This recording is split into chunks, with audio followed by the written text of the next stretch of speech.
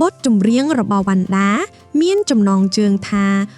360កំពុងក្លាយជា trend នៅលើបណ្ដាញសង្គម TikTok មានការចូលរួមលេងយ៉ាងច្រើនពីទស្សនិកជនលើសពីនេះមានទាំងតារាជាតិនិងអន្តរជាតិចូលរួមលេងបទចម្រៀងរបស់វណ្ណដាមានចំណងជើងថា360កំពុងក្លាយជា trend នៅលើបណ្ដាញសង្គម TikTok មានការចូលរួមលេងយ៉ាងច្រើនពីទស្សនិកជនលើសពីនេះមានទាំងតារាកម្ពុជារួមទាំងតារាបរទេសក៏បានលេងបទនេះយ៉ាងផុសផុលផងដែរបន្ទាប់ពីបញ្ចប់ការប្រគំតន្ត្រីត្រីវិស័យសុវណ្ណភូមិ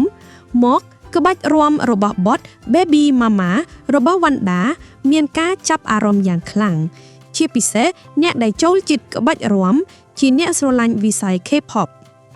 មិនត្រឹមតែក្បាច់រាំបទនេះប៉ុណ្ណោះទេបទចម្រៀង360នៅផ្នែកទី3នៃអាល់ប៊ុមទី3របស់វណ្ណដាក៏ទទួលបាននូវការគាំទ្រមិនធម្មតាដូចគ្នាដែលអាចទាក់ទាញតារាល្បីៗជាច្រើនមានទាំងនៅក្នុងស្រុកនិងក្រៅស្រុកកាលពីកន្លងមកថ្មីនេះអ្នកគាំទ្រក៏បានឃើញវណ្ណដានាំឪពុកម្ដាយរបស់ខ្លួនចូលរួមលេងបទនេះផងដែរជាហេតុធ្វើឲ្យមានការចាប់អារម្មណ៍ពីទស្សនិកជនយ៉ាងខ្លាំងលើសពីនេះទៅទៀត360បាននឹងកំពុងតាក់ទាញការលេងយ៉ាងច្រើនដែលប្រមូលផ្ដុំដោយតារាល្បីៗជាច្រើនដូចជា Red Susanna ល្អហួស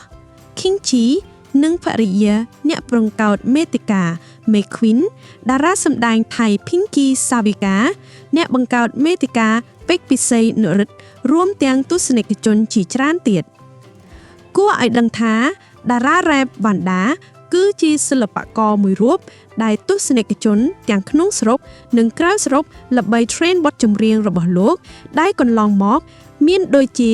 សង្ក្រាន្តស្ករស្នេហ៍ស្រណោះរួមទាំងបទ360នេះជាដើម